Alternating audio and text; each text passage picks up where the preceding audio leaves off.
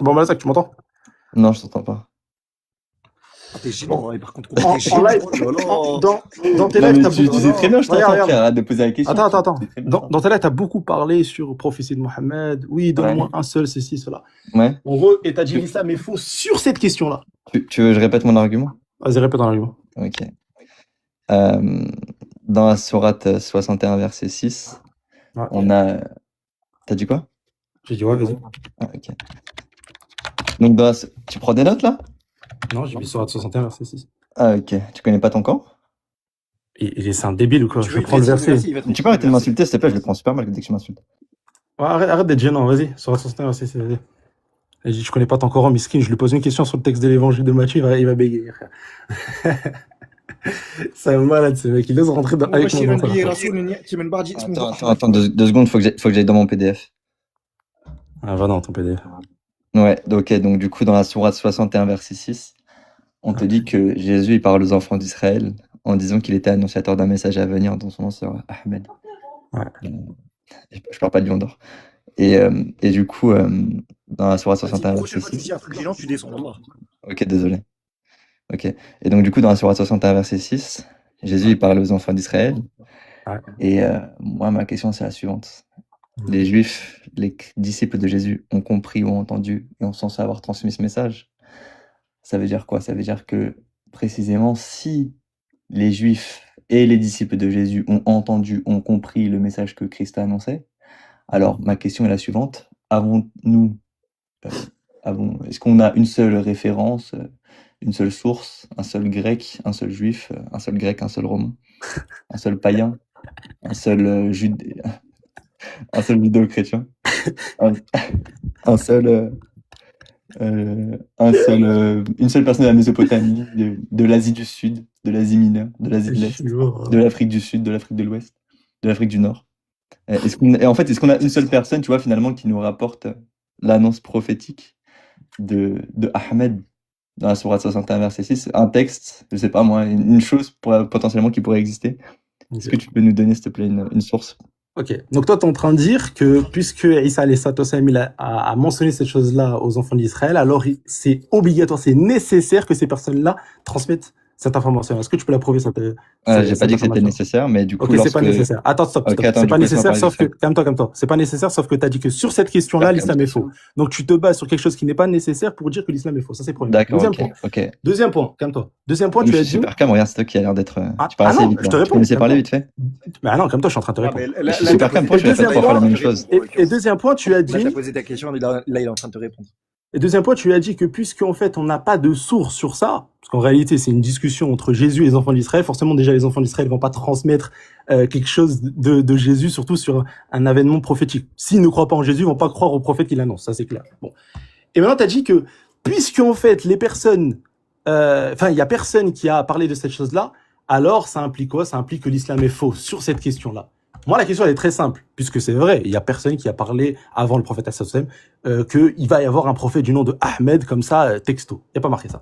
Par contre, toi, tu te bases sur ça pour dire que Mohammed est un faux prophète. Ben moi, en fait, j'ai la même affirmation que Jésus. On va prendre le même cas. Parce que ça, c'est Mohammed alayhi salam qui dit ça. On va prendre le même cas. Et ça, c'est l'argument que je t'avais sorti il y a peut-être 1 an et demi, 2 ans, dont tu n'as pas répondu et j'attends toujours une réponse. On va prendre le texte, Luc 24, verset 46, où Jésus, il va te dire que ça, en gros, sa prophétie, si tu veux, la mention comme quoi Jésus est un véritable prophète, etc., comme quoi il est prophétisé, c'est écrit dans la loi de Moïse, dans les prophètes et dans les psaumes. Et il va dire qu'il est écrit que le Christ souffrirait et qu'il ressusciterait des morts le 3e jour. Moi, la question que je te pose, est-ce qu'il y avait un Éthiopien, un Marocain, tu m'as compris, entre guillemets marocain, un Sénégalais, ce que tu veux, qui a fait part que du texte, même tu prends tout le Tanakh, hein, comme quoi le Messie va ressusciter le 3e jour. Je t'écoute. Merci beaucoup. Bon, soyons plus sérieux. De Jésus, hein, excuse-moi, de Moïse à Jésus. Attends, laisse-moi parler, soyons plus sérieux. Oui, en fait, c'est vrai, t'as raison, les Juifs, ils n'ont pas accepté Jésus comme étant le Messie, donc ça me paraît logique qu'ils disent pas, ouais, voilà, on attend Ahmed. Par contre, ils auraient pu dire, les Juifs, regardez cette personne qui prétend être le Messie, en plus de ça, il annonce un faux prophète. Pourquoi on n'a aucune source rabbinique du 1er, 2e, 3e, 4e, 5e siècle qui dit, voilà, il y a cette annonce, cette fausse annonce prophétique d'un dénommé Ahmed qui a été enseigné par le faux Messie Jésus. Tu vois, ça n'existe pas, alors que pour autant, c'est une information qui est cruciale puisqu'on annonce la venue d'un faux prophète et que les gens ne doivent pas le suivre par conséquent. Ça, c'est le premier point. Le deuxième point, c'est que les disciples de Jésus, eux, par contre, eux, ils ont entendu, ils ont bien compris le message de Jésus et ils sont bien l'avoir censé transmis. Et donc là, pour le coup, ici, c'est nécessaire. Pourquoi? Parce que précisément ici, c'est le message de Jésus et ça fait partie de l'évangile. Donc si ça fait partie de l'évangile, eh bien les apôtres ici doivent rapporter et déclarer et transmettre le message que Jésus a donné, à savoir concernant la sourate 61 verset 6, concernant l'annonce prophétique de Mohammed. Donc là pour le coup il y a personne.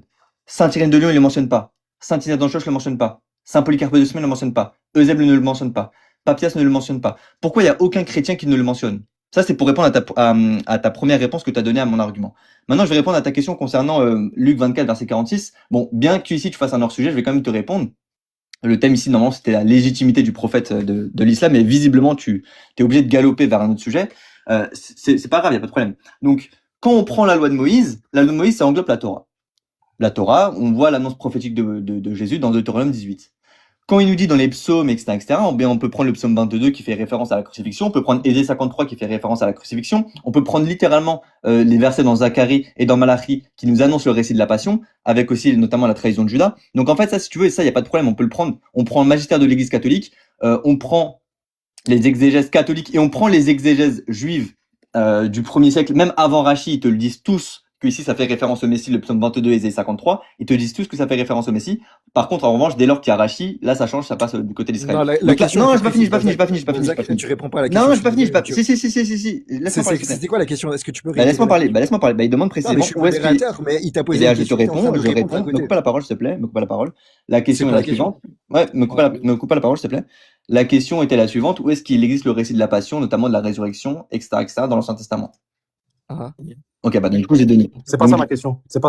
D'accord. Mais moi du coup t'as pas répondu à la mienne. Donc tu réponds pas à la question. Bah si, j'ai précisément répondu à ta question. Non, sauf que ici la réponse c'est pas ça la question. C'est différent. Non, je vais répéter la question. C'est pas ça la question. Bah vas-y, répète-la ta question. Je vais répondre à la même chose. En fait, moi je pensais qu'à la fin, c'est pour ça que je me suis tué, je pensais qu'à la fin t'allais au moins répondre à ça. Sauf qu'en fait c'est faux. En fait t'as même pas compris la question, ou alors tu fais exprès de pas comprendre la question. Je t'ai dit, comme toi tu as fait part, que oui, si il y a eu cette mention-là au 1er siècle, donc forcément il y a peut-être un rabbin ou un romain ou un grec ou je ne sais quoi qui a obligatoirement transmis la mention de Ahmed, forcément. Et t'as dit que s'il n'y a pas ça, alors ça implique que l'islam est faux. Ah oui, pour les chrétiens. Moi je te pose la question, où est-ce que avant Jésus, tu prends de Moïse à Jésus, même tu peux prendre même avant si tu as des écrits mésopotamiens ou ce que tu veux, où on te dit que le Messie va ressusciter le 3e jour, comme Jésus l'a mentionné, en te disant qu'il est écrit. Bah, Ésaïe 53. Ressusciter le 3e jour? Allez, Ésaïe 53. Pas nécessairement le 3e jour, c'est pas... Mais en fait, regarde, toi, tu penses que si, il est nécessaire qu'il soit écrit 3e jour. Mais en fait, oui, c'est ce que Jésus dit. Non, attends.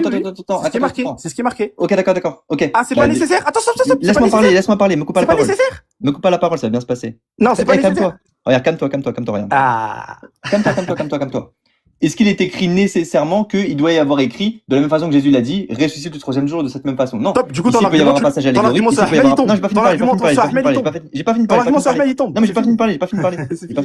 Donc, du coup, tu peux prendre la prophétie de Jonas, ou est-ce que les pères de l'église, il y a différence par rapport à ça, mais je peux prendre l'avis de certains pères de l'église qui te disent ici que... Vas-y. Jésus Akbar, il va arrêter de me couper la parole. Jésus Akbar. Parce que tu vois, c'est Jésus qui est Dieu ici, c'est pas. Oui, d'accord, vas-y, continue. Les pères d'église. Merci beaucoup, laisse-moi parler. Tu vois, si tu commences dès le début à me couper la parole, ça va mal se passer. Tu peux pas, vas-y. Bah si, tu m'as coupé juste avant, mais bon, vas-y. Non, mais vas-y, ok. Donc du coup, je répète. La prophétie de Jonas, lorsque tu prends le magistère de l'Église catholique, ici, ça te dit que ici, ça annonce la résurrection du Christ. Premier point. Deuxième point, tu peux prendre Ésaïe 53 verset 10, où est-ce qu'on te dit littéralement que après avoir livré sa vie en sacrifice pour le péché, il verra une postérité et prolongera ses jours. Donc en fait, finalement, là, je vais juste remettre l'Église au centre du village. On parle de l'annonce prophétique de Mohammed. Et le problème, c'est quoi, Léon? C'est que toi, tu me renvoies dans des prophéties de l'Ancien Testament. Mais donc ici, dans l'Ancien Testament, le Christ, il est annoncé. Il est annoncé, le Christ, dans l'Ancien Testament. Par contre, toi, dans ta croyance, on te dit que le prophète, il est annoncé dans la Torah et dans l'Évangile. Sauf que là, bizarrement, dès qu'il faut nous donner un verset concernant l'annonce prophétique de Mohammed, là, d'un coup, il n'y a plus personne qui répond. Et deuxième point, réponds à ma deuxième question. Comment tu m'expliques qu'il n'existe aucun chrétien primitif, aucun disciple des apôtres, aucun disciple des apôtres, aucun père apostolique, aucun père apologète, aucun père de l'Église, aucun chrétien, que ce soit en Arabie, que ce soit dans n'importe quel endroit dans le monde. Non, me coupe pas la parole. Me coupe pas la parole. Comment tu m'expliques qu'il n'existe aucun chrétien dans le monde? Si tu me répètes, si tu me coupes encore la parole, ça va mal se passer. Mais j'ai pas parlé, je t'ai juste dit, il y a personne qui t'a coupé en fait. Bah si, t'es en train de me couper là. Coupe ton Mais mic. pas du tout, non, justement. Coupe ton mic. C'est Ok. vraiment fou, ce mec. Il est en stress. Non, je suis pas en stress, encore une fois. C'est moi, je peux faire quoi quand je débat? Je peux mettre ma caméra à toi, visiblement, tu le fais jamais. Bref. Bah voilà, donc tu vois, moi déjà, je peux assumer ma tête et mettre ma caméra. Tu montes ta caméra en train de et débattre. alors, Et ça ça implique prend que je rien. ne stresse pas. T'es Bref, stressé, ok. t'es stressé. Oui, frère. je stresse, Tu montes ta caméra, regarde. non. Bah, oui, je stresse, Léon, je stresse. Léon, je stresse, je vais mettre ma caméra. Je stresse. Oh là là. Non mais Léon, je stresse. Il est en Super. plein stress, miskin. Mais je ne stresse pas, Léon, parce que regarde, Léon, si je serais en train de stresser, Fini, je vais te répondre. si je serais en train de stresser, Léon, si j'étais en train de stresser, je ne mettrais pas ma Vas-y, caméra, je ne te vas-y, regarderais pas dans la tête comme ça. vas-y, Je ne te vas-y, regarderai pas comme ça droit dans les yeux. Tu vois ou pas? Oui, d'accord. Donc je te 10 répète, minutes, Léon. attends, Ah, me coupe pas la parole. Depuis 10 minutes, tu parles sur Léon. Est-ce que tu peux répondre Arrête de me couper la parole. Est-ce que- Arrête de me couper la Je parole. suis modérateur, c'est mon live, je fais ce que je veux. Encore que je te coupe la Ah parole. non, tu fais pas ce que tu veux, du coup, tu me laisses parler parce que du coup, j'ai pas fini de parler. C'est mon live. Mais j'ai pas fini de parler, donc tu me Là, coupes, si tu me j'ai coupes pas envie la de couper parole. le live, je coupe le live. C'est Bah, mon coupe le live, je live, fais ce que je vas-y. veux. Bah non, me coupe juste pas la Vas-y, parole. Vas-y, J'ai pas fini mon point. termine. Depuis 5 minutes. Mais c'est normal que je ne finisse pas puisqu'on me coupe la parole littéralement. Mais là, tu me dis arrête de parler, j'avais La même pas question parlé. de Bah Léon, si, il du coup, est tu coupes pas ton micro. Ahmed, laisse-le Forcément, terminer, ici, à partir de ce moment-là, j'ai Ahmed, l'impression que tu parles, ça me paraît logique. Laisse-le terminer. Donc juste, laisse-moi finir, y a pas de problème. Termine ta bêtise, vas-y. Mais pourquoi vous coupez ma caméra? Rien, touche rien. Touche rien. Mon micro, c'est pas possible, Ahmed, frère. touche rien. Et moi, sachez Vas-y. que moi, dans mes lives, si je fais monter des musulmans, Vas-y, parle. Non, Wallah, Vas-y, pas trop me t'énerver, hein, et Wallah, tu calme-toi, hein. m'émutes, espèce de menteur. Wallah, Non, tu t'es un m'émutes. grand menteur, je Vas-y. dis personne, je laisse parler. Oui, d'accord. Je laisse 5 temps de parole. Et moi, dans mes lives, moi, dans mes lives, je laisse 5 minutes de temps de parole, y a pas de problème. Maintenant, regarde, Oui, c'est très d'accord, simple. allez, vas-y. Maintenant, c'est très simple, je vais répéter mes propos puisque visiblement, on me coupe la parole depuis tout à l'heure. Non, j'ai tout entendu, commence pas. Je m'en T'inquiète fiche. pas. T'inquiète Je m'en pas, j'ai fiche. bien noté dans mon crâne. C'est bien. Bah, note bien. Non, mais tu vas pas répéter, vas-y, fini, termine. Oui, d'accord. Donc, je répète.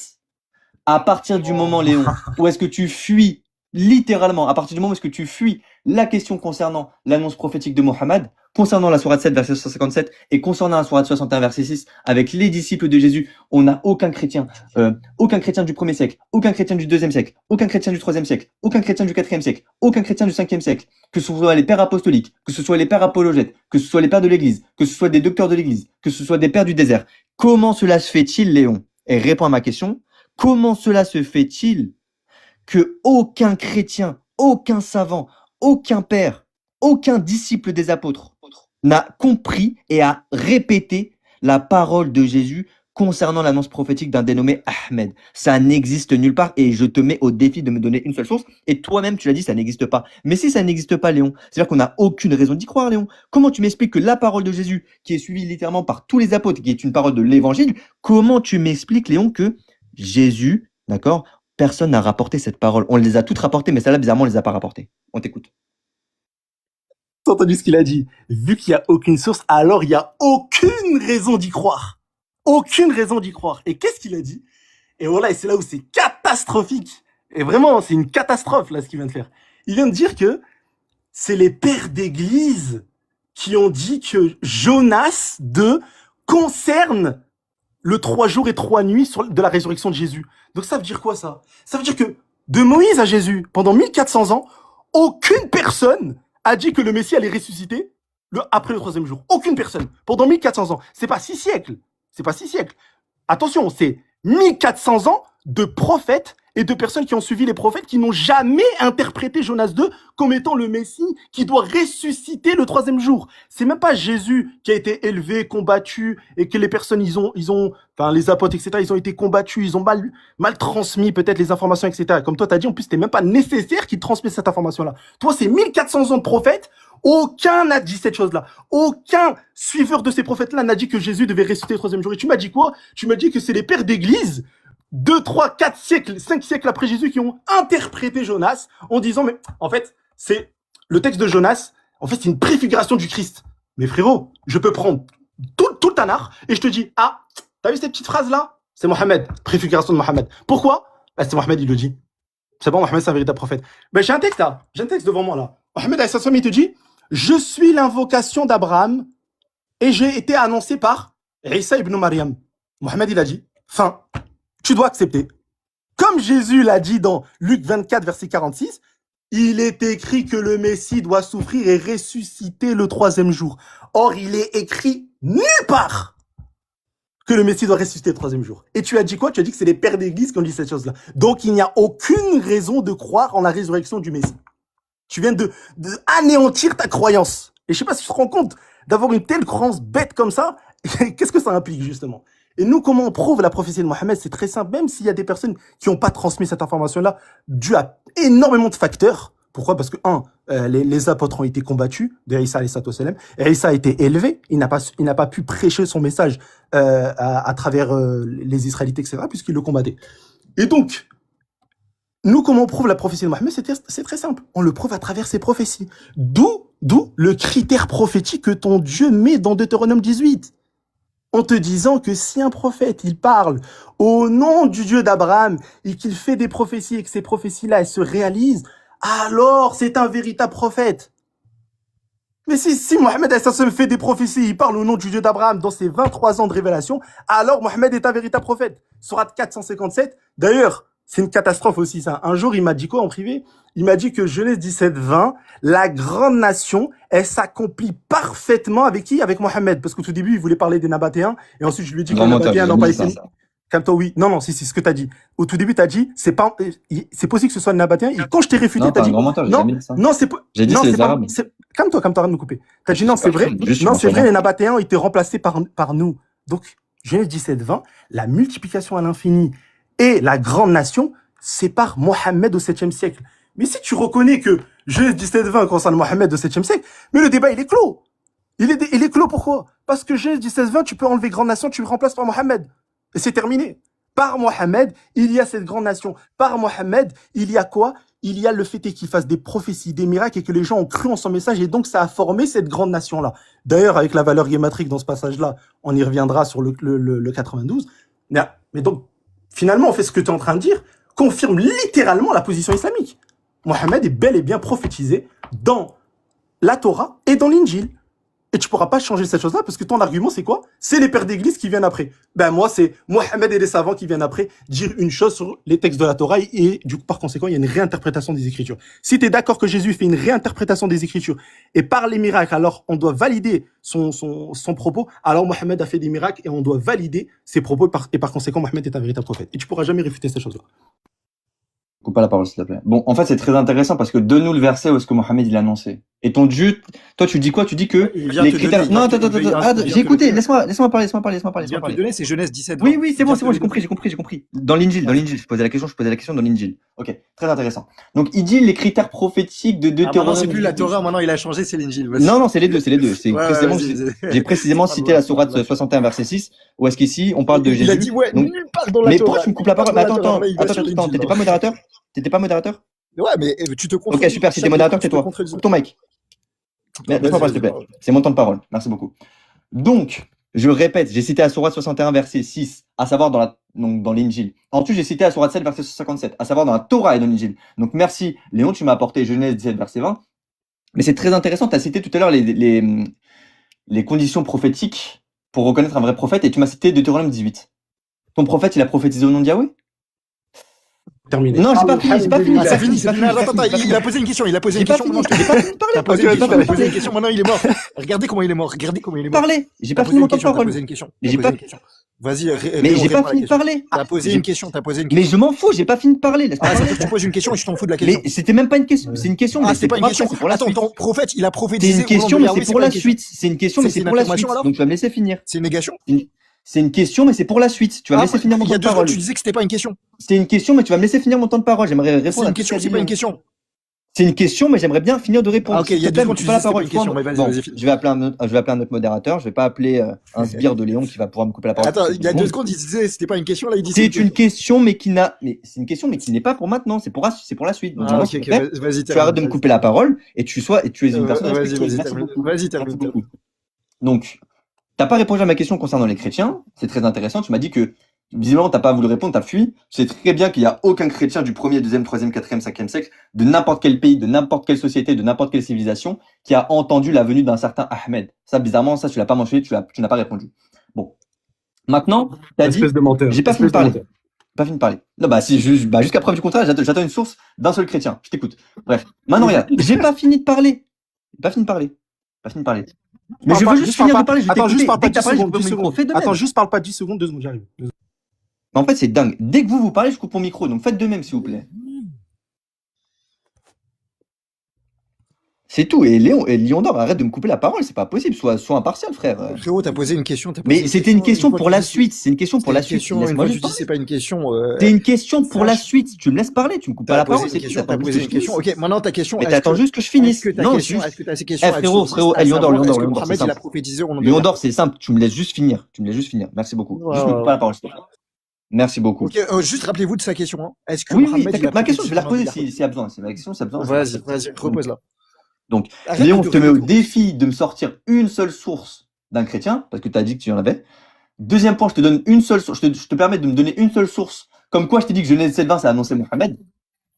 Wesh, mes frères, pourquoi tu dis j'ai une source chrétienne? Mais même quand t'as menti, ok, regarde. Pourquoi tu mens?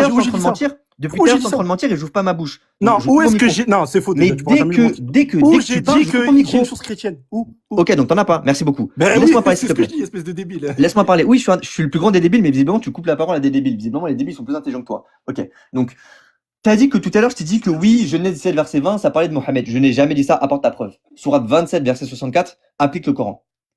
Maintenant, Genèse 17, verset 20, en rien ça parle de Mohamed. En rien du tout. Et toi-même, t'as dit que ça multiplierait à l'infini, mais les mêmes rabbins que tu cites d'habitude, là, ils te disent que l'islam, ça va s'éparpiller comme un nuage. Ça va s'éparpiller comme du brouillard. Donc déjà, arrête de dire n'importe quoi concernant Genèse 17, verset 20, sachant que l'alliance éternelle se fait avec Isaac pour son fils Abraham, son fils unique. Genèse 22, verset 1. Prends ton fils, ton unique, Isaac, et va le mettre en sacrifice. Donc déjà, arrête de dire n'importe quoi, s'il te plaît, concernant Ismaël et concernant la prophétie de Genèse 17, verset 20. Merci beaucoup. Ensuite, tu m'as dit, oui, il n'y a aucun juif qui a interprété le verset de Jonas comme quoi ici il serait mort. Bah, bizarrement, lorsque tu prends le Midrash, on te dit quoi? On te dit Jonas, comme il est dit, Jonas resta dans les entrailles du poisson 3 jours et 3 nuits, et les morts ne vivront jusqu'au bout de 3 jours, comme il est dit, le 3e jour il ressuscitera. Mais c'est pas ce que j'ai dit. J'ai pas fini de parler. Mais pourquoi tu mens sur mes propos? Je n'ai pas fini de parler. C'est grave. Il fait que des hommes de paille. Mais oui, si tu veux, je fais des hommes de paille, mais juste laisse-moi finir. Donc, ici, on a littéralement des juifs, d'accord?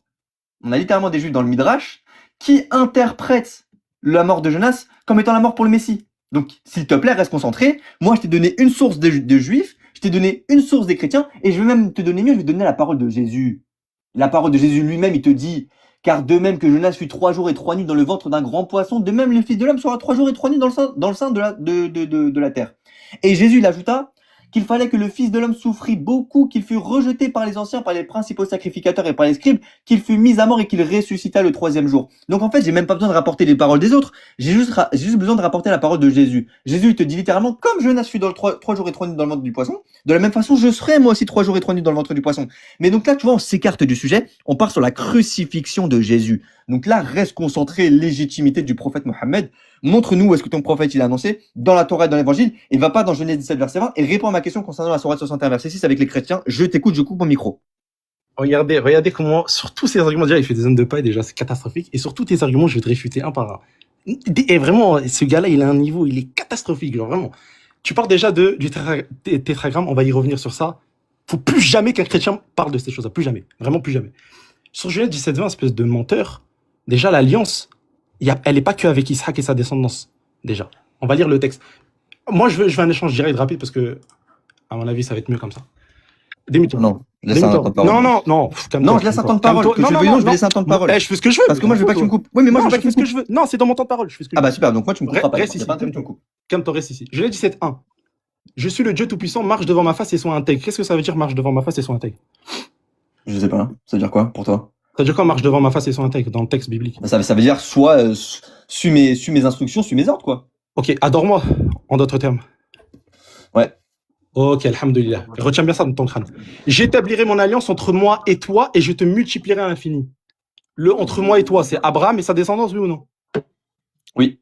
Ok. Ismaël, il a été multiplié à l'infini, oui ou non? La descendance d'Abraham, c'est qui? Bah, Ismaël, Isaac et ses autres fils. Non, faux. Attends, calme-toi. Faux. T'as dit c'est faux, calme-toi. Attends, calme-toi, t'as dit parole. c'est faux, calme-toi, on va voir ça tout de suite. Je te multiplierai à l'infini. Abraham, il va être multiplié, on est d'accord? Oui, à l'infini. Il va être multiplié à travers qui? À travers Isaac. Ok, stop. Genèse 17-20. Je te multiplierai à l'infini. La descendance d'Ismaël, c'est la descendance d'Abraham. Non. Ismaël n'est pas le fils d'Abraham? Ah non. Eh ben, Attends, si tu me permets de te répondre, il n'y a pas de problème. Stop. Bah, je vais te répondre.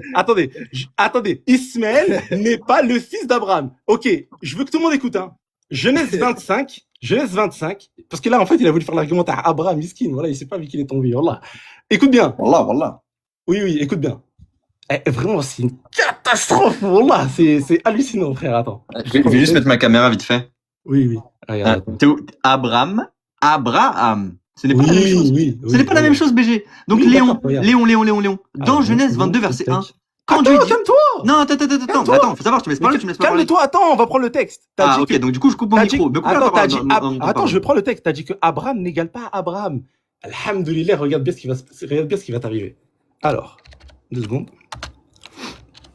Dieu, je prends le passage, attends. Genèse 22, verset 1 qui fait mal, hein. Plus jamais tu vas citer ça. Ismaël n'est pas le fils d'Abraham. Wallah, là où c'était, wallah. Attends.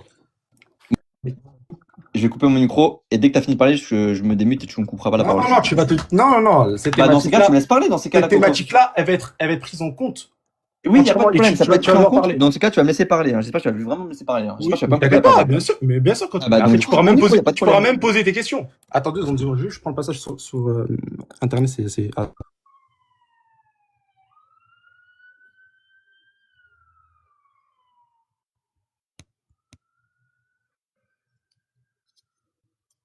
Ouais, le PDF, il est long, hein. Bref, Genèse 22, verset 1. Dieu dit, prends ton fils, ton unique, celui que tu aimes, Isaac. Pas Ismaël.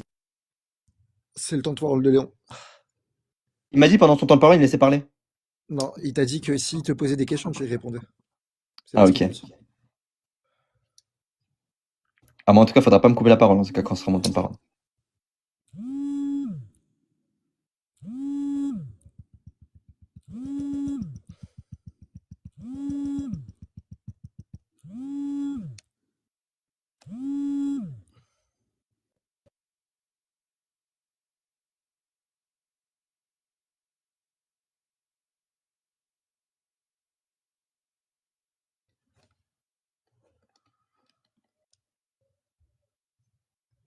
Ouais, il est lent, ce lait.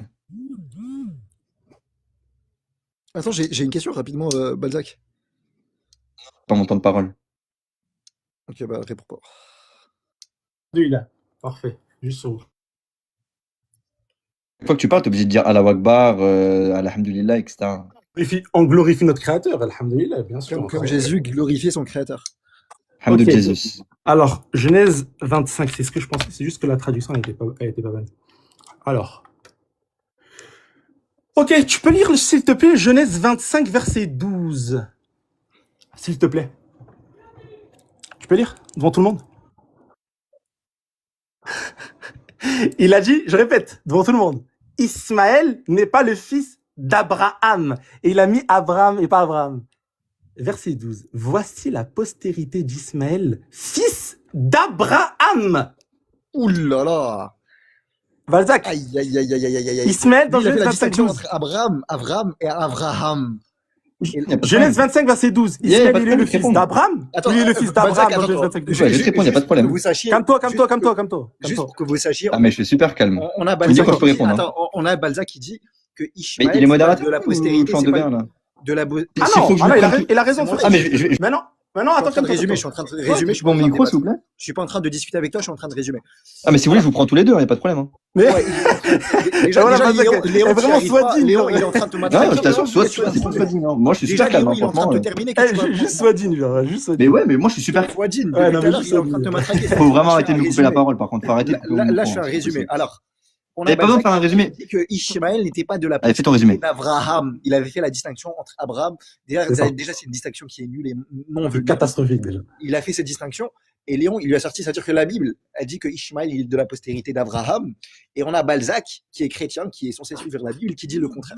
Exactement. Maintenant, la question qu'on pose, c'est est-ce que Balzac, il a raison ou sa Bible? C'est la question qu'on pose. Bref. Ok, du coup, Ouais, je vais répondre. Attends, comme toi, tu vas répondre à quoi, s'il te plaît? Tu vas répondre à quoi? À un fait. C'est genre, Vas-y, c'est dis-moi dès que marqué, t'as fini, alors. tu veux prendre le verset, genre, tu le Eh coupes ben, en dis-moi deux, dès que t'as fini, alors, y a pas de problème. Donc déjà, ça c'est le premier point. Deuxième point, écoutez bien ce qu'il dit. Il dit qu'il est le fils d'Abraham et pas fils d'Abraham. On a vu que c'est réfuté dans Genèse 25. Mais il y a un élément. Ça, c'est en fait, c'est à force d'écouter des débiles et que tu n'étudies pas et que tu lis pas ton texte. Qu'est-ce qu'il dit justement, ce Dieu de la Torah? Il te dit, voici mon alliance que je ferai avec toi. Tu deviendras père d'une multitude de nations. On ne t'appellera plus Abraham, mais ton nom sera Abraham, car je te rends père d'une multitude de nations. Mais Ismaël, c'est devenu une grande nation. Donc, Abraham est le père de cette multitude de nations, puisque de Ismaël, il y a cette grande nation. Par conséquent, les fils d'Ismaël forment justement cette grande nation-là de qui? De Abraham. Et Abraham devient quoi? Père d'une multitude de nations. Donc Abraham est forcément lié à Ismaël. Sans Ismaël, il n'y a pas justement cette multitude de nations. Impossible. Ismaël forme justement cette chose-là. Et ça, encore une fois, tu es réfuté sur cette question-là. Ensuite, je te rendrai fécond à l'infini. Bizarrement, Ismaël, il rentre dedans. Regardez bien, hein. Je te multiplierai à l'infini. Genèse 17-20, c'est annexé à Ismaël. Père d'une multitude de nations, annexé à Ismaël. Ensuite, on te dit quoi? Je te rendrai fécond à l'infini, annexé encore une fois à Ismaël. J'établirai mon alliance entre moi et toi et tes descendants après toi. Ismaël est le descendant de qui? De Abraham. Selon leur génération, ce sera une alliance perpétuelle en vertu de laquelle je serai ton Dieu et celui de ta postérité après toi. Ismaël, il est quoi? La postérité d'Abraham. Donc, il est quoi? Dans l'alliance abrahamique. Il n'est pas dans l'alliance de Isaac et sa descendance, puisque même Abraham n'est pas dans l'alliance de Isaac et sa descendance. Comme on peut le voir dans Genèse 17, verset 19, comme une alliance perpétuelle pour sa postérité avec lui, en parlant de qui? De Isaac. J'établirai mon alliance avec Isaac. Donc là, il y a une alliance prophétique de Isaac jusqu'à Jésus. Par contre, l'alliance abrahamique jusqu'à Mohammed, Mohammed est lié dedans, cette alliance. Tu ne peux pas sortir de ça. Et c'est pour ça qu'au verset 9, qu'est-ce qu'il dit Dieu? Il dit, Dieu dit à Abraham, toi, tu gardes mon alliance, tu garderas, mon alliance, toi et tes descendants après toi, selon leur génération. C'est ici mon alliance que vous garderez entre moi et vous et ta postérité après toi. Tout mâle parmi vous sera circoncis. Vous vous circoncirez, ce sera un signe d'alliance entre moi et vous. Mais Ismaël, il a été circoncis. Donc, il rentre justement dans cette alliance-là. Et pour faire la différence entre justement quelqu'un qui est rejeté et quelqu'un qui n'est pas rejeté, mais c'est Genèse 15. Lorsque Abraham, il avait comme fils Eliezer, il pensait que il n'allait pas avoir d'héritier. Dieu lui dit, c'est pas Eliezer dont tu vas hériter, ce n'est pas lui. Alors que Ismaël, au grand jamais, on te dit ce n'est pas lui, justement, qui va faire partie de l'alliance ou quoi que ce soit, jamais de la vie. On te dit qu'il n'hérite pas avec Isaac, mais il hérite avec qui? Ibrahim. Et oui, on le dit, nous, on croit que Isaac est un véritable prophète, on croit que les descendants d'Isaac sont des véritables prophètes, etc. Et c'est des musulmans, alhamdoulilah, oui. Donc sur ça, déjà, t'es réfuté. Je continue maintenant sur quoi?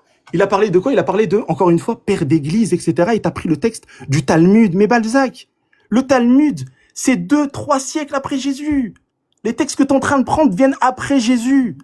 C'est ça que tu comprends pas encore dans ta tête. Je t'ai dit de Moïse à Jésus. Aucune personne n'a interprété le texte de Jonas comme faisant quoi? Partie d'une prophétie, d'une préfiguration du Messie, comme quoi il doit ressusciter le troisième jour. Encore pire que Dieu doit s'incarner, mourir et ressusciter le troisième jour. C'est inexistant dans la croyance israélite.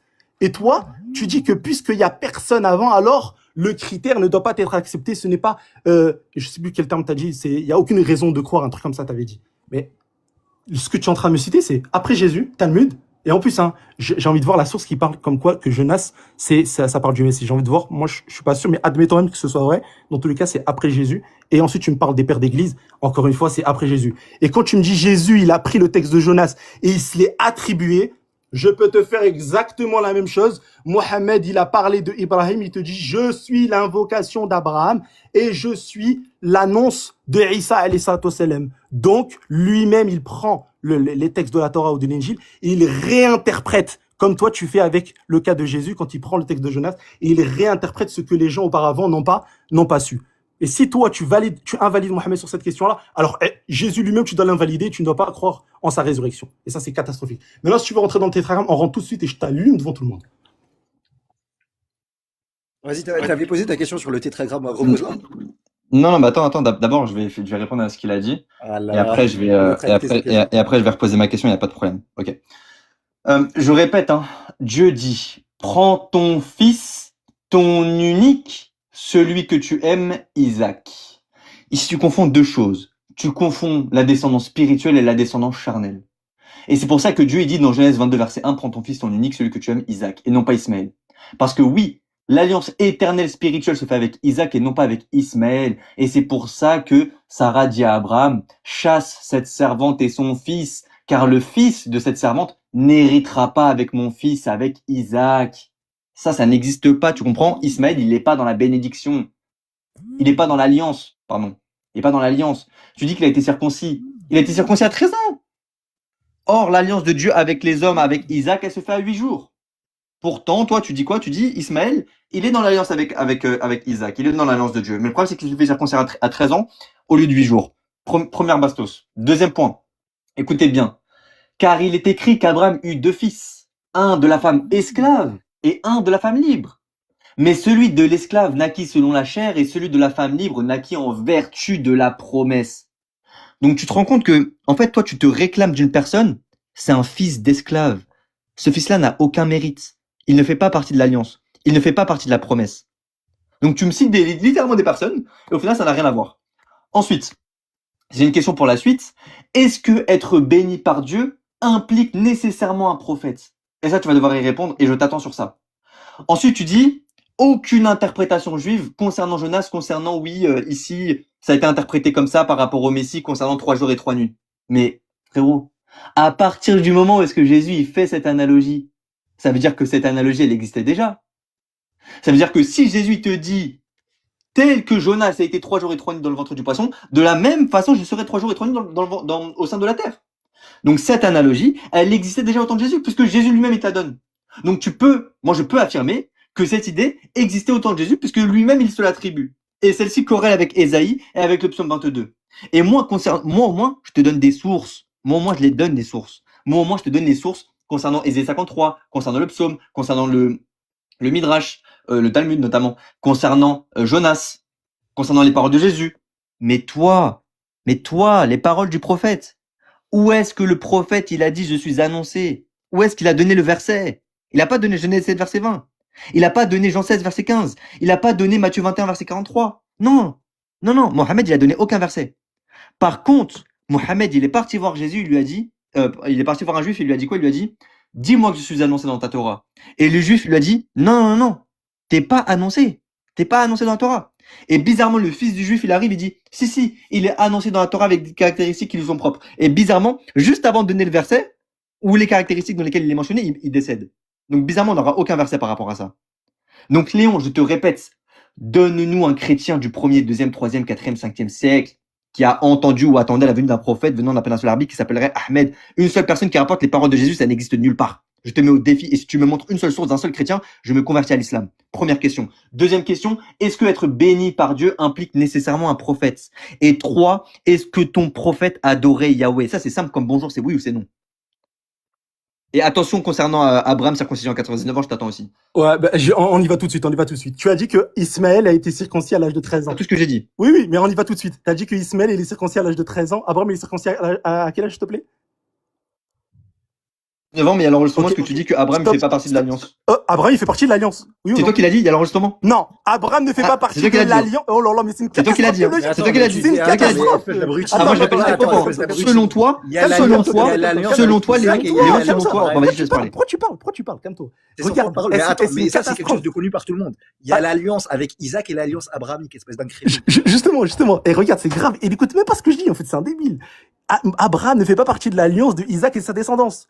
L'alliance prophétique entre Isaac et sa... Oui, il est pas dedans, en fait. Abraham, c'est un prophète, il est avant. Donc oui, il ne fait pas partie de cette alliance-là. Il fait partie de l'alliance entre lui. Le fait est qu'il croit que son Dieu, Yahweh, c'est le véritable Dieu, et que sa descendance doit obéir à ses commandements, à ses lois, etc.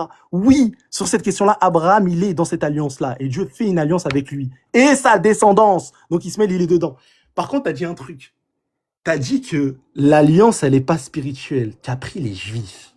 T'as osé prendre les juifs tout à l'heure du Talmud. Et toi qui cites en plus le Targum, dans le texte de quoi? D'Ésaïe 53, ou même dans plusieurs textes comme Ésaïe 9. Eh ben écoute bien mon ami. Tu sais qu'est-ce qu'il te dit le Targum? Toi qui as dit que c'était pas spirituel. Elle te dit que dans Deutéronome 33 verset 2, écoutez bien tous, hein, il a dit que Genèse 17, 20, Ismaël, c'est pas spirituel. Hein. Écoutez bien.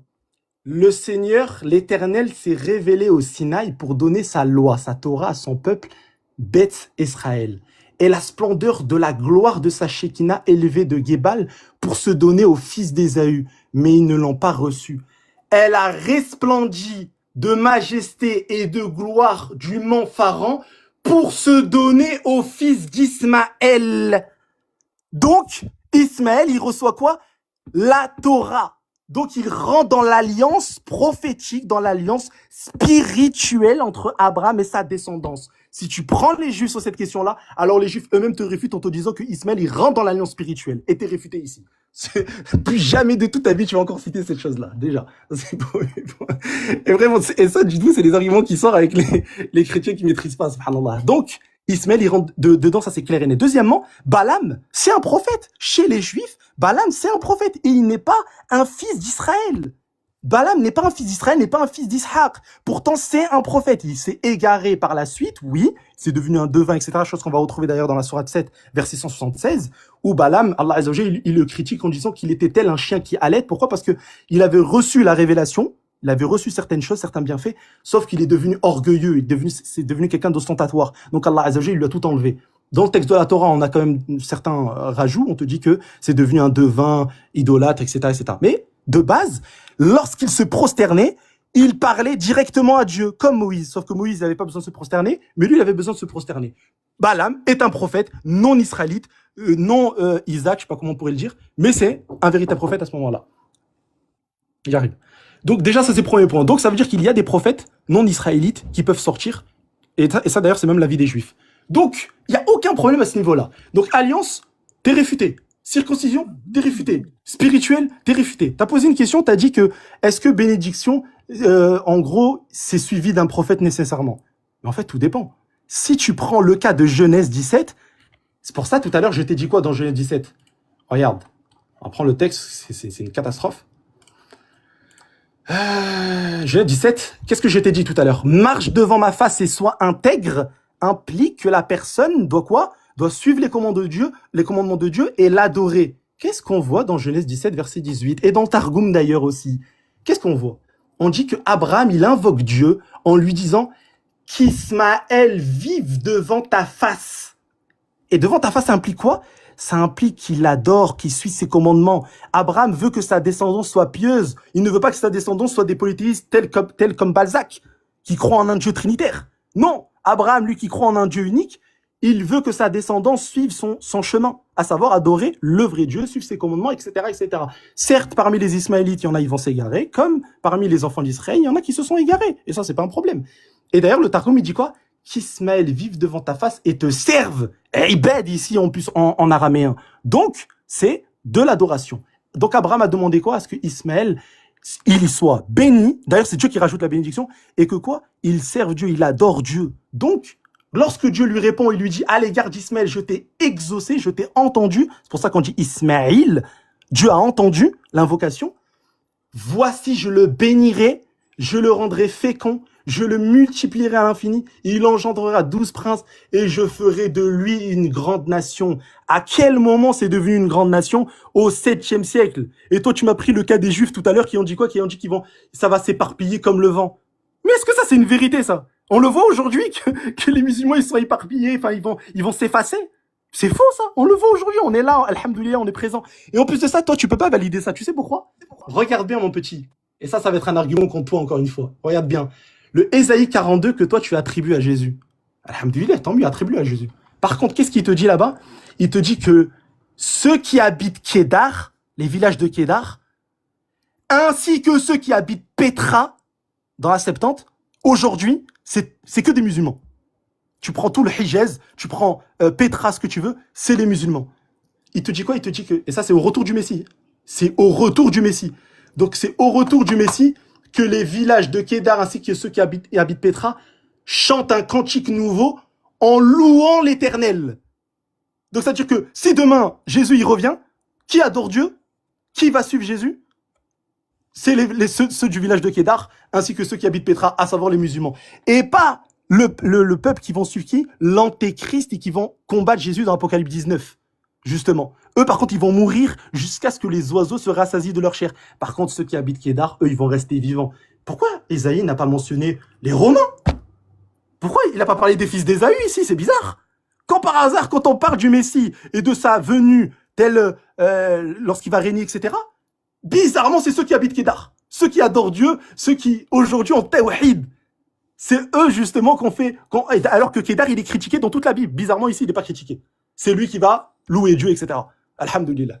Donc, tous tes arguments, ils sont réfutés. Et encore une fois, je t'ai dit, tous les arguments que tu vas utiliser sur le prophète, ils se retournent contre toi. Quand tu prends oui, non, mais il n'y a personne avant. Il n'y a personne avant Jésus aussi. Tu prends 1400 ans, personne n'a dit que Jésus devait ressusciter le 3e jour. Personne.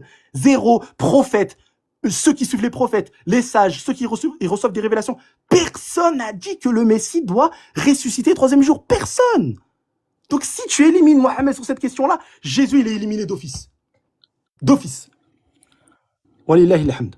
Attends, il y avait juste une question. Il t'a posé la question sur le tétragramme. Il y a deux, parce que là, tu lui as exposé toutes ces questions. Je te réponds. Et il t'a dit, est-ce que Mohammed, il a dit clairement, Mohammed n'a cité aucun texte et se l'est attribué. Il a dit ta propre bouche. Il y a l'enregistrement, il a dit. Ouais. Alors, écoute bien, déjà, t'as cité un juif, t'as dit oui, et le juif, il a dit, tu n'es pas prophétisé, mais son fils, il a dit. Mais en fait, tu prends juste un texte et tu l'isoles. Déjà, son fils, il reconnaît, déjà, c'est un premier point. Et deuxième point, Abdullah ibn Salam, c'est un juif. Il a reconnu la prophétie de Mohammed. Il s'est converti à l'islam. Dans le Coran lui-même, on te dit que les juifs le reconnaissent comme ils reconnaissent leurs enfants. Si on rentre par ici un argument, par le tawatur aqsi, t'es dans la merde. Donc, les juifs ont reconnu la prophétie de Mohammed, comme les chrétiens ont aussi reconnu la prophétie de Mohammed dans la sourate 5, verset 83. Donc oui, bien sûr que parmi les enfants d'Israël, que ce soit même chez les chrétiens, oui, il y a des gens qui ont reconnu. Maintenant, par rapport à Yahweh. Démute-toi, s'il te plaît. Démute-toi. Non, si je me démute, c'est pour répondre à tout ce que Non, t'as non, dit je vais depuis juste te le poser une début. question, t'inquiète, tu pourras te démuter juste après. Non, mais j'ai pris beaucoup de notes, donc soit Oui, mais je oui, te laisse c'est finir de bien, parler. prends des notes. Non, je te laisse de finir de parler. Prends des notes, ça te servira. Je répondrai pendant mon temps de parole, c'est mon Ça droit. te servira d'étude la prochaine fois, comme ça, quand tu Ouais, verras d'accord, des d'accord. clous, Je tu feras répondrai pendant attention mon à temps de parole, pas y a dire pas de de la problème. merde. Tu feras attention à pas dire de la merde parce que tes arguments, ils sont éclatés. Donc écoute bien. Quand Moïse, il dit, je vais te prendre le verset 13. Ok. Moïse dit à Dieu, j'irai donc vers les enfants d'Israël et je leur dirai, le Dieu de vos pères m'envoie vers vous. Mais s'ils me demandent quel est son nom, que leur répondrai-je? Dieu dit à Moïse, Ehye, Asher Ehye. Est-ce que c'est ça le nom de Dieu, oui ou non? Hier, hier, ouais. C'est le nom de Dieu? C'est Yod Kevavke, c'est je suis celui qui suis. Ouais, c'est le nom de Dieu. T'adores Yahweh? Attends, c'est le nom de Dieu, oui ou non? T'adores Yahweh ou pas? Attends, Le nom de Dieu, réponds. c'est Yahweh. Est-ce que tu es d'accord, c'est le nom de Dieu? Je viens de te répondre que le nom de Dieu, c'est Yahweh, oui. Et Shara Oui, Yahweh. ok. Eh ben, écoute bien, mon ami, et regardez bien la baffe monumentale, alhamdoulilah, parce que, wallah, on dirait que c'est Allah Azza wa Jal qui fait en sorte que ces choses-là arrivent. Wallah, les frères, dites-vous que cette information-là, je l'ai su que ce matin. Wallah, les frères, regardez bien. Cette information-là, je l'ai su que ce matin. Et alhamdoulilah, Allah Azza wa Jal a ramené Balzac devant tout le monde pour qu'il se fasse humilier en 4K. Pour qu'il se fasse humilier en 4K, alhamdoulilah. Eh bien, écoute bien ce que je vais dire, Balzac. Il y a un consensus en islam, un consensus. Tous les sahaba ont dit que Ehye, Asher Ehye, c'est le nom d'Allah. Tu fais comment maintenant? Dans Yahweh? Oui, je peux te le dire. Allah Azza wa Jal, parmi ses noms, c'est Ehye, Asher Ehye. Non, dis j'adore Yahweh. Allah Azza wa Jal, son nom, c'est ça. Oui. Dis j'adore Yahweh. Oui, c'est ça son nom, oui. Vas-y, J'adore cet être-là qui s'appelle Ehye, Asher Ehye. Dis j'adore Yahweh. Dis gloire à Mais je vais te le dire là, je vais te le dire. Non, oui, dis j'adore Yahweh. Regarde, je dis dis, moi-même, on adore Yahweh. Allah Azza wa Jal. Non, Allah Azza wa Jal. Léon. Dis j'adore Yahweh. Dis j'adore Yahweh. Eh ben écoute. Je te dis que Allah Azza wa Jal, parmi les noms qu'il a révélé dans Surat Yunus, verset 20, dans Surat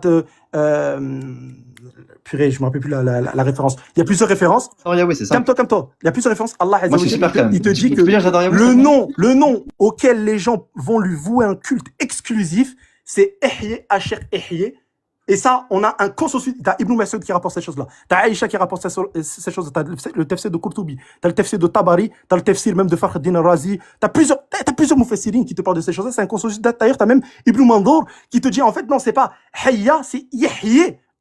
Asher Ihya. Donc oui, parmi les noms qu'Allah Azza wa Jalla, d'ailleurs, c'est le nom suprême que le prophète a même transmis.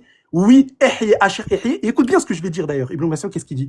Il dit que Ibn Mas'ud, il rapporte que lorsque Moïse a dit à Dieu, et ça d'ailleurs c'est l'un des seuls versets qu'on retrouve dans le patrimoine islamique comme étant validé par qui? Par justement les Sahaba. Il te dit que lorsque Moïse il a dit à Dieu, par quel nom je vais appeler les enfants d'Israël, etc. Dieu lui répond, tu leur diras Ihya, Asher Ihya. Donc oui, ce nom-là, c'est l'un des noms d'Allah Azza wa Jalla qui s'est attribué. Oui, j'adore ce Dieu-là. Oui, alhamdoulilah, c'est un consensus en islam qu'on adore ce Dieu-là. Et d'ailleurs, c'est pour ça que Yahya, dans le Yahya, il y a le Yah à l'intérieur, et dans Zakaria, il y a le Yah aussi à l'intérieur, qui veut tout simplement dire, et il y a Allah est gracieux, etc., etc. Donc oui, alhamdoulilah, on adore Yah, on adore Ihya, Asher Ihya. Donc Yahweh, je suis celui qui suis. Alhamdoulilah, oui. Ne me coupe pas la parole, s'il te plaît, je vais te répondre. J'ai pris beaucoup de notes de ce que tu as dit. Et je vais reprendre depuis le début parce que visiblement ça fait plus de 10 minutes que tu parles et j'aimerais qu'on me coupe pas la parole s'il te plaît. Donc, Ésaïe 53, tous les juifs utilisent que c'est le Messie avant Rachid. Tous. Que tu le veuilles ou non, tous. Deuxième point. Donc ça c'est par rapport à ta première question concernant à ta première réponse soi-disant. J'ai pas fait mon Non, j'ai pas. Me coupe pas la parole. Menteur. Oui, mais encore une fois, oui, toi c'est un menteur. grand menteur. Toi c'est un grand menteur et je te demande de me laisser parler. Tu es un grand menteur, mais laisse-moi parler. T'es le plus grand des menteurs, mais laisse-moi parler. Continue. Ok, regarde. Je suis le plus grand des menteurs. Tu vois, je suis le plus grand des menteurs, mais laisse-moi parler, s'il te plaît. Je t'ai laissé parler pendant 10 minutes. Oui, je suis le plus grand des menteurs, mais s'il te plaît, laisse-moi parler. Vas-y, arrête de débattre du débat et débat, vas-y. Ok, super. Bah, faut arrêter de me couper la parole, du coup. Faut arrêter de stresser, faut arrêter de paniquer. Calme-toi. Ok. Je suis même pas en train de débattre. Mais je parle pas à toi, Mais reste concentré, toi aussi, coupe ton mic, là, t'es qui? Coupe ton mic. C'est très intéressant. Les tentes d'Édom et les Ismaélites, Moab et les Agaréniens, ils font une alliance contre toi. Mais non, toi, Léon, tu fais une alliance contre Yahweh. Je croyais que Yahweh, c'était ton Dieu. Mais on te dit bien que dans le psaume 83, les Ismaélites, ils font une alliance contre Dieu. Ils font une alliance contre Yahweh. Mais je croyais que Yahweh, c'était ton Dieu. Faut savoir. Ensuite, il est où le rapport? J'ai jamais dit qu'il n'y avait pas de prophète en dehors d'Israël. La question que je t'avais posée, c'est est-ce qu'il existe un lien de causalité entre le fait d'annoncer une grande nation et le fait d'avoir un prophète derrière cette grande nation? C'était ça la question. Faut arrêter d'aller à droite à gauche. Oui, Balaam c'est un prophète, nanana. Tu fais un homme de paille. J'ai jamais dit qu'il n'y avait pas de prophète en dehors d'Israël. Le sophisme que tu viens de faire, voilà. Là, tu l'as fait. Ensuite, suivre les commandements de Dieu n'implique pas d'être un prophète. T'as cité le Genèse 17. Mais en quoi suivre les commandements de Dieu implique que tu sois un prophète par la suite? Ça n'existe nulle part, Léon. Ça n'existe nulle part. Ensuite, t'as dit, oui, Ismaël, il avait la Torah, nanani, nanana. Si Ismaël, il avait la Torah, ça veut dire que sa Torah, là, elle circulait en Arabie. C'est-à-dire que les gens, ils pouvaient te donner les versets dans lesquels le prophète était annoncé, ou est-ce qu'il y avait le mot Mohammed?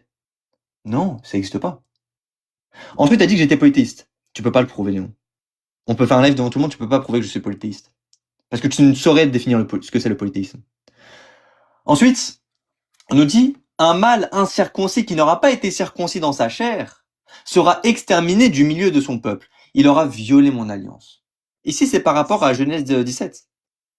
Quand on te dit vivre devant ma face, c'est par rapport à ça aussi. C'est aussi par rapport au fait que si tu ne suis pas les lois, eh bien, tu seras retranché de la terre des vivants. Il y a un écho. Maintenant, t'as dit, est-ce que c'est une vérité tout ce que les juifs ils disent? Mais c'est toi qui les as cités, les juifs. C'est toi qui as cité Ésaïe 9, c'est toi qui as cité Ésaïe 53 en me citant les juifs par-dessus. Tu te fous de nous. C'est pas moi, hein, Coco, c'est toi. Hein. Ensuite, on nous dit que dans la Sunna, Ismaël, il était à la Mecque. Mais à partir de quand? Parce que Ismaël, il était à la Mecque à 13 ans. Or, il était en terre d'Israël à ce moment-là. Il était à Jérusalem. Donc tu vois, faut choisir soit entre la Sunna, soit la Bible. Faut que tu choisisses. Et non, tu suis pas Jésus. Tu dis que tu suivais Jésus concernant, oui, Petra, nanani, nana, quand les musulmans, quand le Messie va revenir, c'est nous qui suivons Jésus. Tu suis quand Jésus, toi? Tu suis quand Jésus? Vous êtes un menteur, vous êtes des menteurs, vous êtes en train de mentir sur Jésus constamment. Comme quoi Jésus n'a pas été crucifié. Comme quoi Jésus n'a pas institué le baptême. Comme quoi Jésus il a donné une fausse idée du paradis. Comme quoi Jésus il a donné une fausse idée du mariage. Donc non, c'est vous qui mentez sur Jésus. Ensuite, je répète ma question en fait, parce que tu n'y as toujours pas répondu. Existe-t-il une implication ou un lien de causalité entre l'annonce d'une grande nation et l'annonce d'un futur prophète? Ça n'existe pas.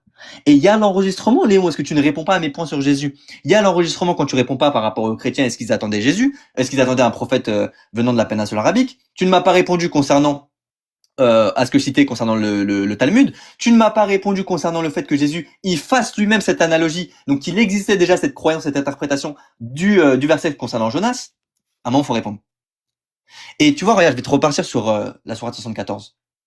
Est-ce que être béni par Dieu implique nécessairement d'être agréé? Non. Parce que tu vas dans la sourate 74 et l'homme qui est béni par Allah, eh bien Allah il va renier lui ses versets. Et pourtant il reçoit une bénédiction.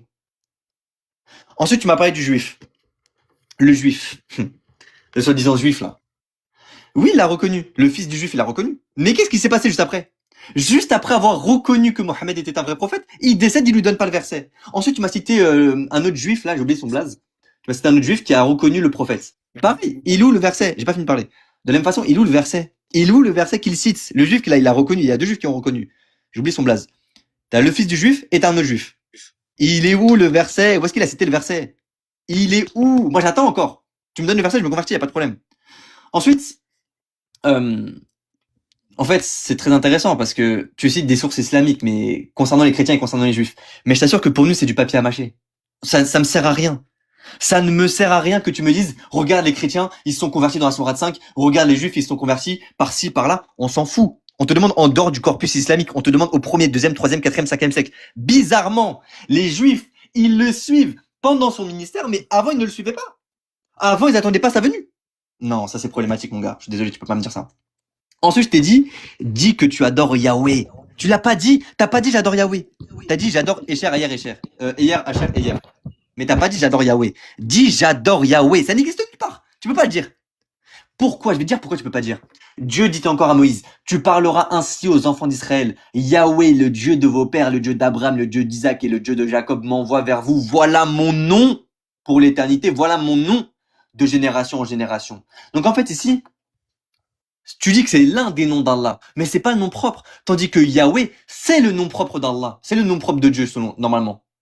Quand tu prends Exode 3, verset 14, Dieu dit, Allah dit, Yahweh est mon nom. Voici mon nom de génération en génération. Voilà mon nom pour l'éternité. Donc dis j'adore Yahweh. Dis j'adore Yahweh.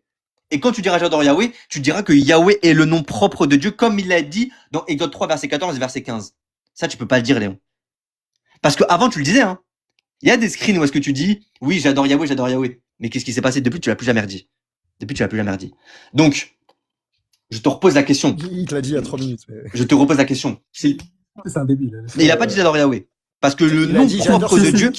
Il a dit. Bah, dis j'adore Yahweh, vas-y, dis j'adore Yahweh, vas-y, dis. J'ai déjà dit, tu iras Vas-y, voir le... dis. Je l'ai déjà dit, je suis pas ton clown. Je t'en conjure, dis j'adore Yahweh, s'il te plaît. J'ai déjà dit, tu iras voir le... Dis j'adore Yahweh, s'il te plaît. T'as dit j'adore Esher, Ayer, Esher. Fini ton argument. Alors que littéralement. T'as fini ou pas? T'as dit quoi? T'as T'as fini dit? ou pas? J'ai pas fini. Bah vas-y, termine alors. T'as littéralement dit Eyer, Asher, Eyer, c'est l'un des noms de Dieu. Mais ça, c'est faux. Parce que, encore une fois, je te répète, selon le texte de la Torah, Exode 3, verset 14, voici mon nom de génération en génération, voici mon nom pour l'éternité.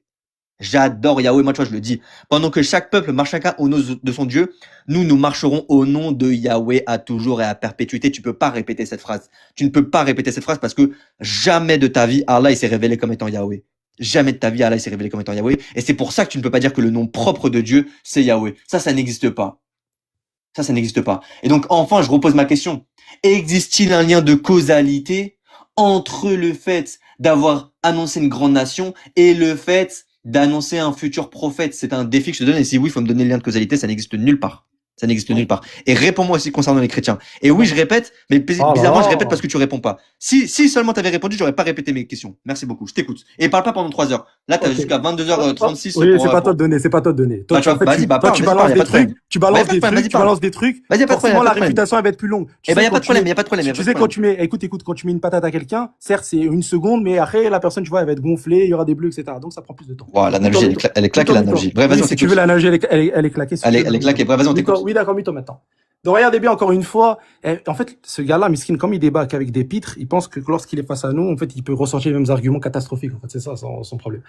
Tout à l'heure, je t'ai posé une question et tout le monde a entendu. Je t'ai dit, Et arrête de te mettre en pause. On sait très bien que tu reçois plein de messages et les mêmes personnes qui t'envoient ces messages-là ne peuvent pas monter parce qu'ils savent très Toi, bien ce qui vas-y, va arrête de dire passer. n'importe quoi. Reste concentré, s'il te plaît. Arrête de paniquer. Arrête de Oui, paniquer. reste ici, Reste ça calme. ça rien de fuir. Calme-toi, reste ici. Voilà, il se met en pause, il est obligé. Bon, bref. Donc, et en plus, le Pas des problème, messages, mais t'es bizarre, toi. sois concentré parce qu'après tu vas dire je t'ai pas répondu. Je Sois t'écoute, concentré. t'inquiète pas, je Non, t'écoute. non, t'es pas concentré, reste ici. Reste ici, sois concentré. On a mes messages que tu le veuilles ou non, réponds. t'es fou, quoi. Réponds à tes messages après. Ah, voilà, il va pas être concentré, on l'attend.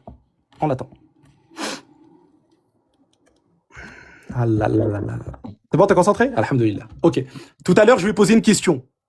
Et normalement, s'il est honnête, bon, il est malhonnête, ce gars. Je t'ai dit, est-ce que lorsque, dans Exode 3:13, j'irai vers les enfants d'Israël, je leur dirai le Dieu de vos pères m'envoie vers vous. Mais s'ils me demandent quel est son nom, que leur répondrai-je?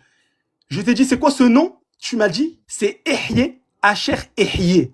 C'est Yahweh. Tu as fait le lien entre les deux directement. Donc, lorsque je t'ai posé cette question, tu me l'as validé et je t'ai dit, bah écoute, ce Dieu-là, oui, je l'adore, oui, c'est le nom que les Sahaba eux-mêmes ont transmis aux musulmans. Et écoute bien, lorsqu'ils étaient en difficulté, en bateau, etc., ils invoquaient par ce nom-là. On a des récits sur cette question-là. Donc oui, ce nom-là, c'est l'un des noms qu'Allah Azza wa Jalla a donné. Et écoute bien, le prophète alayhi salatu wa sallam, il te dit que c'est le nom suprême d'Allah. Le nom suprême d'Allah. Donc oui, il n'y a aucun problème à dire que ce nom-là, Allah Azza wa Jalla l'a révélé. Tu as dit une chose qui est catastrophique. Tu as cité le psaume 83. Et ça, encore une fois, je vous dis, les gars, ce gars-là, en fait, les chrétiens, il faut savoir un truc. Il ne lit pas la Bible. Hein. Faites très attention. Il lit la Bible de sorte à ce qu'il ait des éléments pour réfuter les musulmans. Mais la lire entièrement, il ne la lit pas. Hein. En fait, il lit que les passages et prend des petits versets comme ça et tout pour essayer de réfuter les musulmans. Sauf que c'est pas comme ça qu'on étudie le texte biblique. La Bible, faut que tu l'étudies dans son entièreté, tu regardes le contexte, etc., à quoi ça renvoie les termes, etc. Le psaume que tu prends là, tu me dis que les temps d'Édom, les Ismaélites, les Moab, etc., ils font une alliance contre l'Éternel. Oui, les Ismaélites, avant Mohammed, ces personnes-là étaient dans l'égarement. Oui, après Ismaël, après des siècles, ils sont partis adorer justement plusieurs divinités. Oui, ils ont fait n'importe quoi. Comme les Israélites dans le texte de Ésaïe 1 ou dans le texte de Jérémie 11. Les enfants d'Israël ont violé l'alliance. Oui. Attends, mais juste selon la même logique, Jésus, c'est un Israélite. Ça veut dire Ouais, c'est un pitre. Il comprend pas qu'en fait, les prophètes, Dieu, il peut châtier un peuple, il détruit le temple, ensuite il renvoie un autre prophète pour guider le peuple, etc. C'est pas un problème. Donc, et en plus de ça, écoute bien, le psaume 83, la fin. Qu'est-ce qu'il te dit, la fin? Écoute bien. Couvre leur face d'ignominie afin qu'ils cherchent ton nom, ô Éternel, ô Yahweh, qu'ils soient confus et épouvantés pour toujours, qu'ils soient hantés et qu'ils périssent, qu'ils sachent que toi seul, dans le nom et l'Éternel, tu es le Très-Haut sur toute la terre. Le prophète Hassan, il vient, il prêche ce nom. Fin du débat. T'es fini. Zakaria, Yahya, Ehyeh, Asher Ehyeh, le prophète Hassan, il transmet cette information-là. Il dit que c'est le nom de Dieu suprême, etc., etc. Ils ont cherché, ils sont revenus dans le droit chemin. Et Isaïe 42, oui, c'est le peuple de Kédar et le peuple justement de Pétra. Et c'est les musulmans aujourd'hui qui habitent. C'est aujourd'hui, là, tout de suite, là. Tout ça, là, c'est les musulmans. C'est-à-dire, alors, si Jésus il vient demain, là, ils vont faire des louanges à l'Éternel. Et c'est qui font ça? C'est les musulmans et c'est pas justement les Romains ou les païens comme toi. Toi qui as dit que t'es pas un polythéiste. Oui, t'es un polythéiste. Oui, tu adores Jésus. Jésus n'a jamais prêché la divinité. Il n'a jamais dit que, pardon, excuse-moi, il n'a jamais dit qu'il était divin. Oui, il a prêché la divinité qui est qui? Allah Azza wa Jal. Oui. Alhamdulillah. Maintenant, je vais te réfuter sur un point aussi encore que t'as sorti. T'as dit, donne-moi le lien de causalité entre les deux. Je t'ai déjà répondu à ça, Balzac. Je t'ai dit que lorsque Abraham fait une invocation et que Dieu l'entend et qu'il bénit et qu'il fait de ça une grande nation, alors oui, de cette grande nation sortira qui? Quelqu'un qui va être intègre, qui va marcher devant la face de Dieu. Et j'ai des exemples sur ça, qui est très simple. Et Genèse 46, verset 3. Et d'ailleurs, écoute bien, dans tout le Tanakh, lorsque Dieu il dit « je ferai de lui une grande nation », c'est toujours dans un sens spirituel et matériel en même temps. Toujours. Par contre, quand on te mentionne que tel royaume, c'est une grande nation, oui, c'est une grande nation. Oui. On décrit que telle nation est une grande nation. La Chine est une grande nation. Oui, d'accord. Par contre, quand Dieu il dit « je ferai devenir une grande nation », là, c'est autre chose. Là, c'est autre chose. Et on a des exemples. Genèse 46, verset 3. Dieu, il parle à Jacob et il lui dit « je suis le Dieu de ton père. Ne crains point de descendre en Égypte, car là, je te ferai devenir une grande nation. » En Égypte, c'était justement une grande nation. Et bizarrement, Dans Exode 32, verset 10, écoute bien, puisque c'était déjà une grande nation, regarde ce que Dieu dit par rapport à Moïse, puisqu'ils ont adoré le veau d'or. Vu qu'ils se sont détournés du droit chemin, donc de la grande nation puissante et spirituelle, ils se sont détournés du droit chemin, qu'est-ce que Dieu dit? Maintenant, laisse-moi, ma colère va s'enflammer contre eux et je les consumerai, mais je ferai de toi une grande nation. Et là, c'est plus dans la quantité, mais ici, c'est dans la qualité. Ici, Moïse, ainsi que ceux qui vont le suivre, ils vont quoi? Former une grande nation qui adore Dieu. C'est pour ça que dans Deutéronome 4 et Deutéronome 9, on va faire part justement de cette grande nation-là qui adore Dieu, qui est intègre, qui suit les commandements, etc. Donc, oui, lorsque Dieu dit je vais te faire je vais faire de toi une grande nation, etc., ça renvoie à quoi? À un serviteur qui vient avec une loi, etc., etc. Pourquoi? Parce que le texte de Genèse 46, verset 3, c'est Moïse qui remplit cette prophétie. Moïse, il vient quoi? Avec une loi. C'est un prophète. Et il prêche des commandements, etc., que les gens doivent suivre. Mohammed il fait là exactement la même chose. Il vient avec une loi, qui est le Coran, il prêche Tawhid, Moïse a fait la même chose, et les gens ont suivi, et ça a formé une grande nation. Et d'ailleurs, ça a formé une grande nation de telle sorte à ce que ce ne soit pas que les Arabes. C'est non seulement les Arabes, les Perses, les chrétiens, en fait, tu peux prendre tout le monde. En fait, toutes ces personnes-là ont formé justement cette grande nation-là. Donc Dieu, dans Genèse 17, 20, vu qu'il est omniscient, il savait que de par Ismaël, cette grande nation-là aura lieu quand? Au 7e siècle. Et ça, les Juifs le disent. Les rabbins le disent. Tu prends le rabbi, je crois pas c'est Bichai. Je sais plus, c'est un nom. Oh, voilà, exactement. Shimon Ben Yochai, il y a aussi Shimon Ben Yochai au 8e siècle, 9e siècle. Il te fait mention du prophète comme quoi il remplit cette prophétie-là. T'as le rabbi Hananel avec le Nahmani, qui est le disciple de Nahmani, qui est le rabbi Bichai. Tous ces rabbins-là te disent que Genèse 17-20 s'accomplit parfaitement au 7e siècle avec l'essor de l'islam. Donc Mohammed, lorsqu'il prêche et lorsqu'il il invite les gens à l'islam, il invite l'ensemble de l'humanité et les gens ont formé cette grande nation-là. Et il n'y a aucun problème, oui, lorsque Dieu invoque, enfin Abraham invoque et Dieu l'exauce, alors il y a cette grande nation-là. Alhamdulillah. Donc sur ça, t'es réfuté encore une fois. Donc je sais même plus sur quoi en fait je vais rajouter les gars. En fait il est Ouais, en KO. fait, il a dit une ellipsie terrible. Il a dit que regarde, Il est j'ai KO. entendu- Attends, je l'ai entendu dire, Mohammed, il n'a jamais cité un texte pour se l'attribuer du Nouveau Testament. Il a cité l'exemple de Matthieu 21, 43. Est-ce que tu tiens Exactement, encore ce discours? exactement. Ah, attends.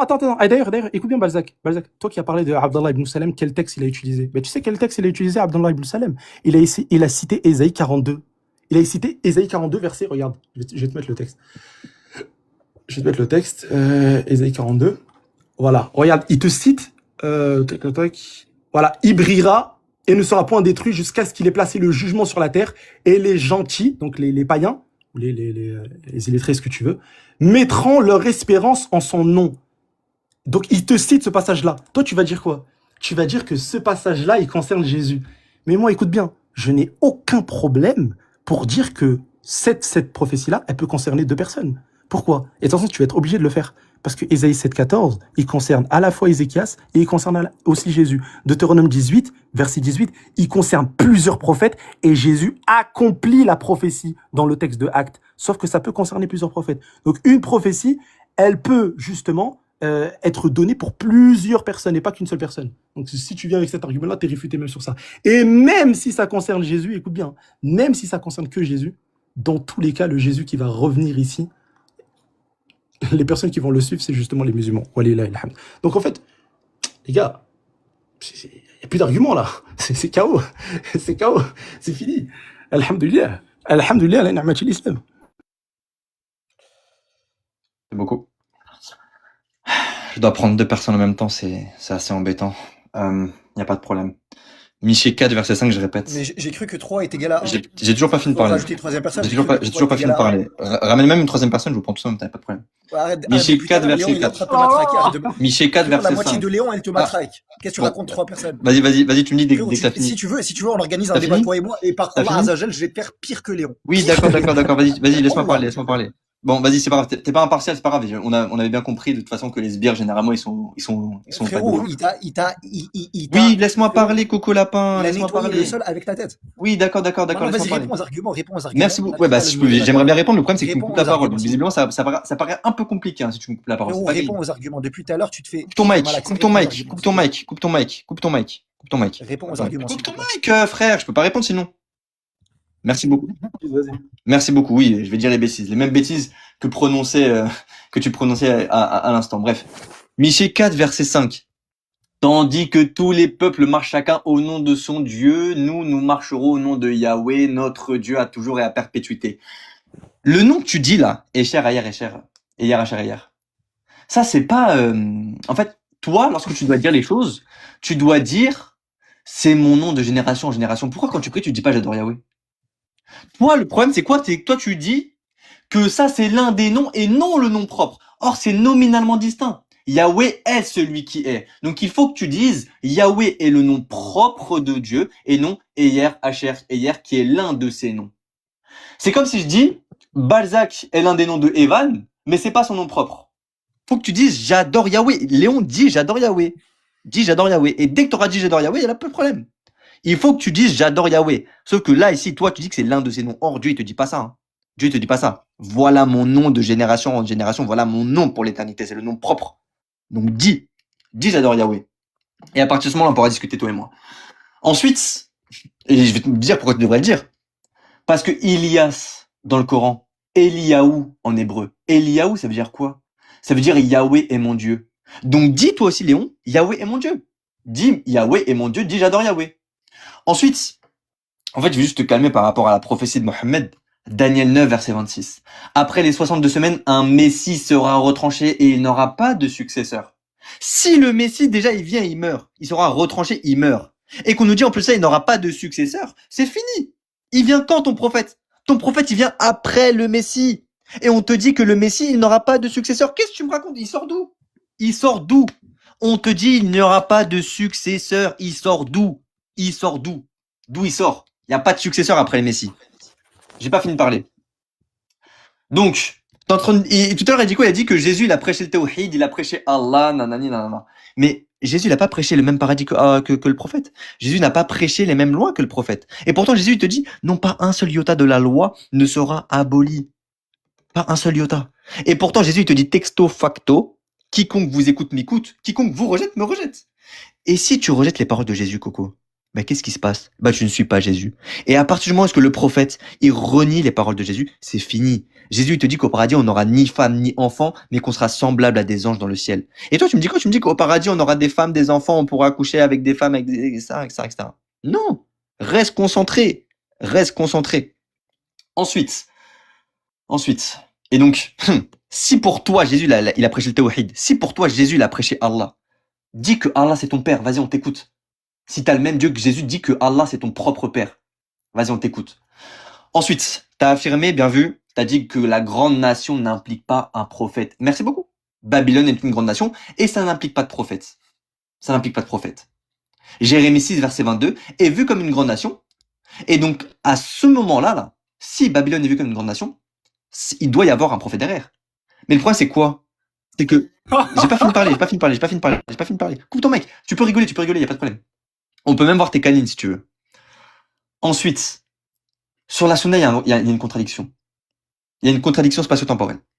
Dans la Sunna, quand Ismaël, il a 13 ans, il est censé être en terre de Jérusalem dans la Bible. Or, dans la Sunna, il se situe à la Mecque. Tu choisis quoi? Tu choisis la Sunna ou la Bible? Parce qu'à partir de ce moment-là, si tu choisis la Sunna, dans ces cas-là, la prophétie de la Bible ne te convient pas. Tu ne peux pas l'accepter. Ensuite, 1 Pierre chapitre 2, verset 9. Mais vous êtes la lignée choisie, la communauté royale de prêtres, la nation qui appartient à Dieu, le peuple qui l'a fait sien. Il vous a appelé à passer de l'obscurité à son admirable lumière afin que vous alliez annoncer ses œuvres magnifiques.